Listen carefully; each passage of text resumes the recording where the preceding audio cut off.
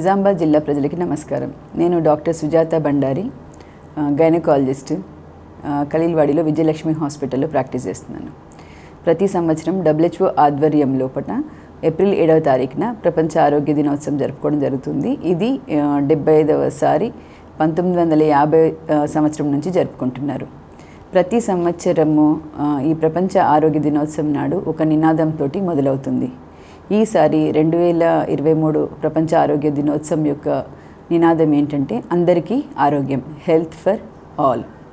మన పెద్దలందరూ చెప్పినట్టుగా ఆరోగ్యమే మహాభాగ్యం అంటారు. మనం ఆరోగ్యంగా మెరుగైన జీవితం కోసము ఆరోగ్యంగా ఉండడం ఎంతో అవసరం. మనం మంచి అలవాట్లను, ఆరోగ్యకరమైన అలవాట్లను అవగాహన చేసుకోవడం వల్ల మన జీవితం కూడా ఎంతో బాగుంటుంది. ఈ మంచి అలవాట్లు ముఖ్యంగా 5 అలవాట్లు. 1, మంచి ఆరోగ్యవంతమైన ఆహారం తీసుకోవడం. ఇప్పుడు మనం చాలా చూస్తూ ఉన్నాము, ఈ లైఫ్ స్టైల్ అంతా కూడా మారిపోయింది.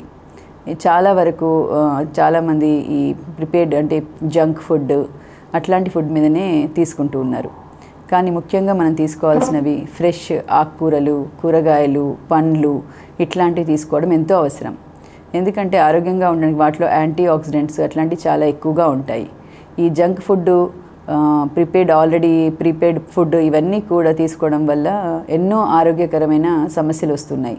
మనం ఎన్నో చూస్తున్నాము. అంటే దాంతో వెయిట్ గెయిన్ అయిపోయి ఒబేసిటీ, ఉబకాయం వల్ల మళ్ళీ షుగరు, బీపీ రావడము, వీటిలో వల్ల ఎన్నో రకాల క్యాన్సర్స్కి కూడా వస్తున్నాయని అంటున్నారు. కాబట్టి వీటన్నిటిని ప్రివెంట్ చేయడానికి మనం మంచి ఆరోగ్యం తీసుకోవాలి. ముఖ్యంగా అన్ని ప్రోటీన్లు ఉన్నవి, తర్వాత మినరల్స్ ఉన్నవి, యాంటీ ఆక్సిడెంట్స్ ఉన్నవి, ఇట్లాంటి ఆరోగ్యవంతమైన ఫుడ్ తీసుకోవాలి. దానికి ఆకుకూరలు, కూరగాయలు, పండ్లు ఇలాంటివి తీసుకోవడం అలవాటు చేసుకోవాలి. 2వది, ఎప్పుడూ కూడా మనము మన బాడీలో నీరు శాతం తగ్గకుండా హైడ్రేటెడ్గా ఉండాలి. నీరు ఎక్కువగా తీసుకోవాలి. దీనివల్ల మన ఒంట్లో ఉన్న అన్ని మలినాలు కూడా బయటకు వెళ్ళిపోవడానికి ఉపయోగపడుతుంది. సో ఎక్కువగా నీరు తీసుకోవడం అలవాటు చేసుకోవాలి. 3వది, నిద్ర. అందరూ కూడా మినిమము ఎంత వర్క్ లోడ్ ఉన్నా కూడా ఖచ్చితంగా 7 నుంచి 8 గంటల నిద్ర పోవడం అనేది చాలా అవసరం. దీనివల్ల శరీరానికే కాదు, ముఖ్యంగా మనసుకు కూడా రెస్ట్ దొరుకుతుంది. సో మానసికంగా కూడా హుషారుగా ఉండడానికి ఉపయోగపడుతూ ఉంటుంది. 4వది, వ్యాయామం. సో రెగ్యులర్గా ఎక్సర్సైజ్ చేయడం అనేది, వ్యాయామం కానివ్వండి, వాకింగ్, జిమ్ ఏదైనా సరే రెగ్యులర్గా ఎక్సర్సైజ్ చేయడం వల్ల ఉబకాయం, ఇప్పుడు ఒబేసిటీ అనేది తగ్గుతూ ఉంటుంది. ఎందుకంటే ఇప్పుడున్న వర్క్ స్టైల్ అంతా పాతకాలంలాగా స్ట్రెయిన్ వర్క్ కాదు, బేసికల్లీ సిడెంటరీ లైఫ్ స్టైల్ అంటాం. అంటే కూర్చొని చేసే పనులే ఎక్కువగా ఉన్నాయి. దీనివల్ల ఎన్నో సమస్యలు మొదలవుతున్నాయి. కాబట్టి ఖచ్చితంగా ఇప్పుడు మనం ఒక 1 అవర్ అయినా కానీ మన కోసము ఖచ్చితంగా వ్యాయామానికి కేటాయించుకోవాల్సిన అవసరం ఉంటుంది.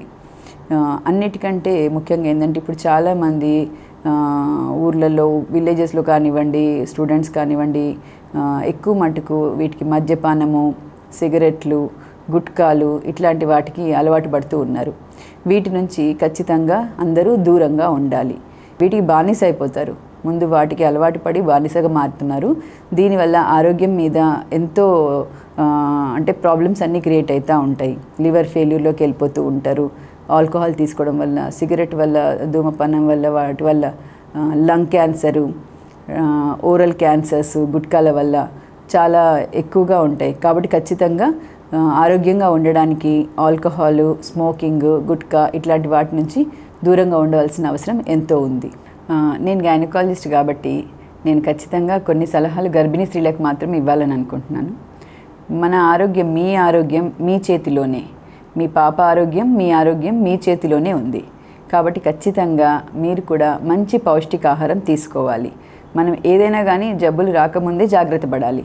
కాబట్టి ఖచ్చితంగా మంచి పౌష్టికాహారము, ప్రోటీన్లు కలిగిన పౌష్టికాహారం తీసుకోవాలి. నీళ్లు ఎక్కువగా తాగాలి. వాటర్ ఎక్కువగా తాగడం వల్ల ఉమ్మనీరు అనేది బిడ్డకు ఉమ్మనీరు మంచిగా ఉంటుంది. సో బిడ్డకు కూడా ఇబ్బంది కాకుండా ఉంటుంది. సో వాటర్ ఎక్కువగా తీసుకోవాలి. మీరు వాటర్ ఎక్కువగా తీసుకోవడం వల్ల, అసలే ఇది ఎండాకాలం ఉంది కాబట్టి నీళ్ళు ఎక్కువగా తీసుకోకపోతే యూరిన్కి సంబంధించిన ఇన్ఫెక్షన్స్ వచ్చి యూరిన్ ఇన్ఫెక్షన్స్ వల్ల మీకు ప్రీటర్మ్ డెలివరీ అంటే నెలలు నిండక ముందే డెలివరీ అయ్యే లక్షణాలు ఉండొచ్చు. అందుకనే ఖచ్చితంగా గర్భిణీ స్త్రీలు మామూలు వాళ్ళకంటే కూడా మీరు ఎక్కువగా 4 to 5 లీటర్స్ వాటర్ తాగడం అనేది చాలా అవసరం. రెగ్యులర్గా ఎక్సర్సైజెస్. ఇప్పుడు మనం చాలా చూస్తున్నాం, అందరు నార్మల్ డెలివరీని ప్రిఫర్ చేస్తూ ఉన్నారు. ఇప్పుడు అందరు కూడా నార్మల్ డెలివరీ కావాలని కోరుకుంటున్నాం. కాబట్టి ఖచ్చితంగా మీరు రెగ్యులర్గా ఎక్సర్సైజెస్ అనేటిది చేయాలి. ఎక్సర్సైజ్ చేయడం వల్ల బిడ్డ మంచిగా కిందికి జారి నార్మల్ డెలివరీ కావడానికి కూడా ఉపయోగపడుతుంది. సో రెగ్యులర్ ఎక్సర్సైజ్ చేయడం అనేది చాలా అవసరం ఉంటుంది. మీరు పుట్టిన తర్వాత పిల్లలకు కూడా తల్లిపాలే ఇవ్వాలి కాబట్టి బ్రెస్ట్ కేర్ కూడా తీసుకోవాలి. గర్భిణీ స్త్రీల్లో చాలామందికి చాలా రకాల భయాలు ఉంటాయి. ముఖ్యంగా అపోహలు అనేవి చాలా ఉన్నాయి. ఇవి తింటే అంటే చుట్టూ ఉండేవాళ్ళు గర్భిణీ అయ్యేసరికి ప్రెషర్స్ అయ్యేసరికి ఏదో ఒకటి చెప్తూనే ఉంటారు. ఇది తింటే ఇది జరుగుతుంది, మీరు ఎగ్ తింటే వేడి చేస్తూ ఉంది, లేదా వాటర్ ఎక్కువ తాగితే అంటే పొట్ట ఎక్కువగా వస్తుంది, రైస్ తింటే అన్నం తింటే బిడ్డ బరువు పెరగదు, అరటిపండు తింటే బాపకి నంజు చేస్తుందని, ఇలా రకరకాల అపోహలు అనేటివి ఎన్నో ఉంటాయి. ఇట్లాంటివన్నీ ఏమీ లేదు. మంచిగా శుభ్రంగా మనం డైలీ ఖచ్చితంగా బాయిల్డ్ ఎగ్ అనేది, ప్రోటీన్లు అనేవి చాలా అవసరం. పెరిగే బిడ్డకు ఎంతో లోపల కడుపులో ఉన్న బిడ్డ కోసము ప్రోటీన్లు అవసరం కాబట్టి ఖచ్చితంగా మీరు రోజు ఒక బాయిల్డ్ ఎగ్ తీసుకోవాలి. వాటర్ కూడా ఎక్కువ తీసుకోవాలి. చాలామంది ఏమంటారంటే డెలివరీ తర్వాత వాటర్ తాగకూడదు, వాటర్ తాగితే పొట్ట పెద్దగా ఉండిపోతుంది, లేదా మదర్కి ఇంకేమన్నా ఇబ్బంది అవుతుంది అనుకుని నీళ్ళు ఇవ్వకుండా ఉంటారు. కానీ యాక్చువల్గా డెలివరీ తర్వాత కూడా వాటర్ ఎక్కువగా తీసుకోవడం ఎంతో అవసరం. దానివల్ల మీకు పాలు కూడా మంచిగా వచ్చి బిడ్డకు పాలు ఇవ్వడానికి కూడా వీలవుతుంది. సో పాలు కూడా ఎక్కువ తీసుకోవాలి మీరు. చాలామంది ఎల్లిపాయ కారపొడి, మన సైడ్ చాలామంది కారపొడి లాగా తయారు చేసి ఎల్లిపాయ కారంతో అన్నం పెట్టడము, ఏ రకమైన ఆకుకూరలు కూరగాయలు ఇవ్వకుండా ఉంటారు. నూనె వస్తువులు అంటే ఎక్కువగా నూనె వస్తువులు తినమని చెప్పాను, కానీ ఆయిల్ తిన్నంత మాత్రాన బేబీకి జాండీస్ అయిపోతుందని, పసిరికలు వస్తాయని, ఇలాంటి రకరకాల అపోహలు ఉంటాయి.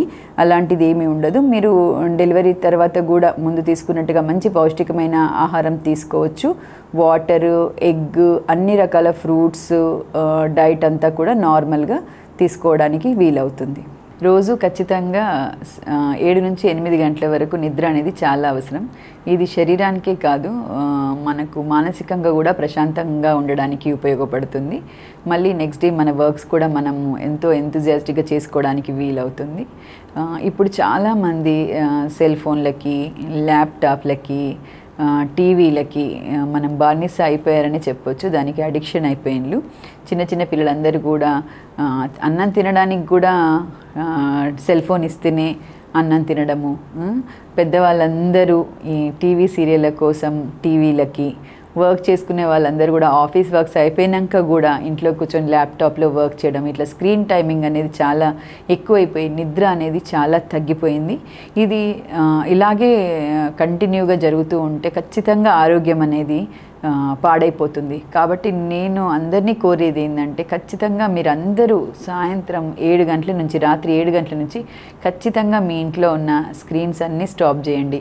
మొబైల్ ఫోన్ వాడకండి, టీవీలన్నీ ఆపేసేయండి, ల్యాప్టాప్ వర్క్ కూడా బిఫోర్ 7 క్లోజ్ చేసుకోండి. దీనివల్ల ఇంట్లో అందరు కుటుంబ సభ్యులతో కూడా మీరు గడపడం జరుగుతుంది.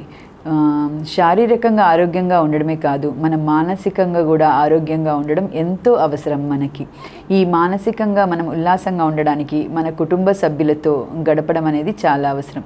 దీనికి మనం అందరం దొరికే టైమే సాయంత్రం 7 గంటల నుంచి. ఆ టైంలో మనం అందరం ఈ స్క్రీన్లకి అతుక్కుపోయి ఉంటే మనకు మానసికంగా ప్రశాంతత ఉండదు, నిద్ర ఉండదు. ఇవన్నీ కూడా మన ఆరోగ్యం మీద ఇబ్బంది పెడతా ఉంటుంది. ప్రపంచ ఆరోగ్య దినోత్సవం యొక్క ముఖ్య ఉద్దేశమే ప్రజలకు ఆరోగ్య సమస్యలపై అవగాహన కల్పించడం.